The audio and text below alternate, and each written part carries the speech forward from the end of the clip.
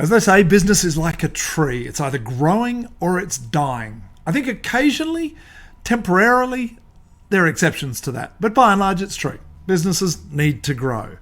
Sometimes, though, it doesn't feel all that easy. Sometimes growth seems hard. I'm Andrew Laurie from BGB. And today I want to talk about what must be among the easiest and quickest ways to grow a business. In particular, I want to share 5 techniques, very basic, all of them, 5 basic techniques that are incredibly effective and really straightforward. It's the low-hanging fruit. You know what they say? 6 times easier and cheaper to get a past customer or an existing customer to buy more than to find a new one. And it's true. I don't know that it's always exactly 6 times, but it's certainly a lot easier.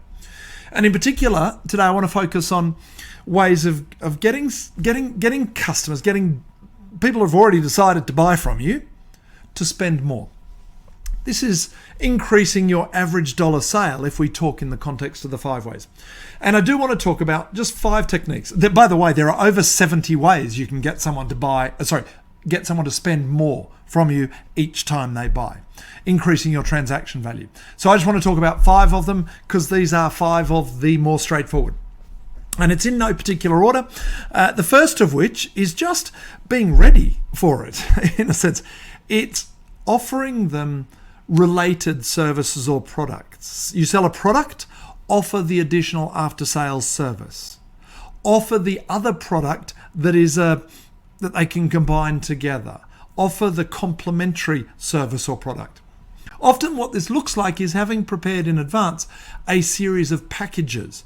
People who are looking for this type of product would also perhaps want to buy these 3 together. Let's package them up. The most famous in the world obviously being, would you like fries with that?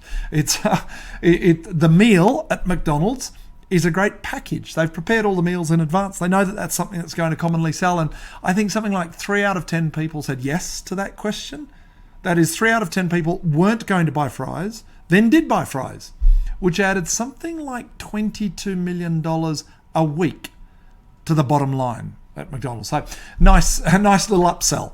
Those upsells and cross-sells, having those packages ready.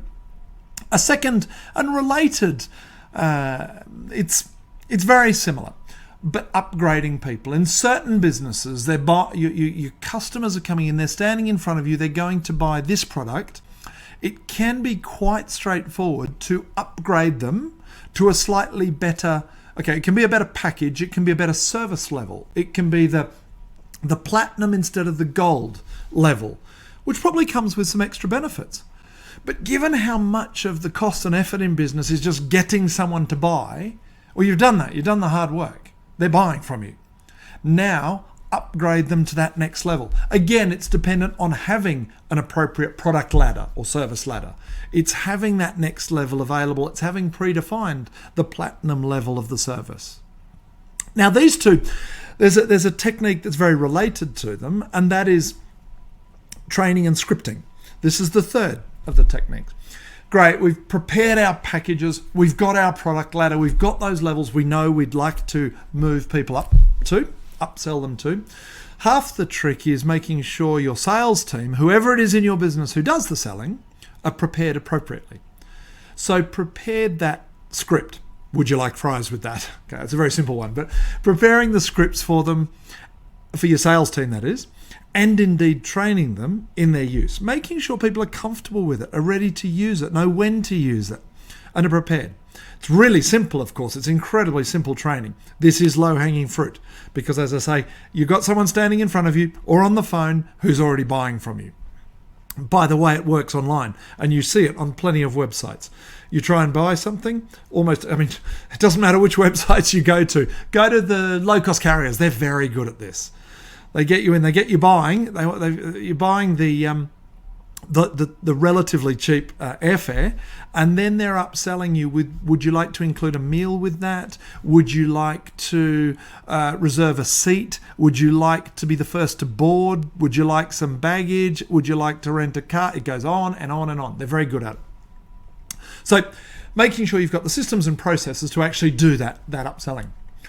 The next technique is just making sure people know, your customers know, all of the services and products you offer. They're accustomed to buying something from you, whatever it is they buy from you. Do they know that you also offer this, and this? Have they even thought about those other products and services that you offer? Possibly not, but you have a relationship with them.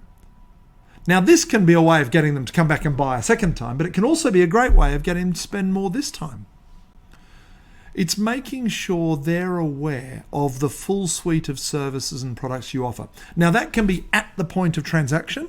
You're sharing that with them. It can be when they're in your store, online, retail, face-to-face, bricks and mortar, or otherwise. When they're in the store, making sure you've got a menu available for them. It can be in your newsletter you send to them. It can be in any of your communication with them. Making sure they're fully aware of all of the services you offer. So, fine, you're a lawyer and they've used you for conveyancing. Great. So they know you're a conveyancing lawyer. They know you cover property. Do they also know that you do wills? Do they also know that you do commercial? Do they know that you can help with their company legal matters? Your estate matters? I mean, I'm sure you've got a range of services you can offer. Making sure your customers are aware of the full suite of service and products you can offer. The last one I'm going to mention now, and it's maybe the simplest, put your prices up.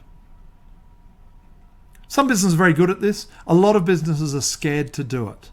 They're scared of putting their prices up. Now, have your costs gone up? Yep. Have your customers, have they seen other prices go up? Yep. I'm sitting here in the first half of 2022, we're about to move into a period of inflation. Is everyone going to see prices and costs going up? Yep. Manage it well, communicate it well, but don't be afraid of it. Because, of course, as you put your prices up, is there any additional cost to you attached to it? No, it's all profit. It's among the simplest ways. Now, you can't just be putting your prices up all the time. You can't do it every week, and you can't do it without continuing to improve and evolve the value you're bringing to people. But in the end, it's a normal part of business. And it's a very simple way to increase your average dollar sale. The average amount people spend when they transact with you. And let's not lose sight of the fact that a 10% increase in the average transaction value is worth just as much as getting 10% more leads. It's just a whole lot easier, a whole lot cheaper, and a whole lot quicker to implement. It's an easy way to grow your business. It's low-hanging fruit. Enjoy it, implement it well. All the best with it.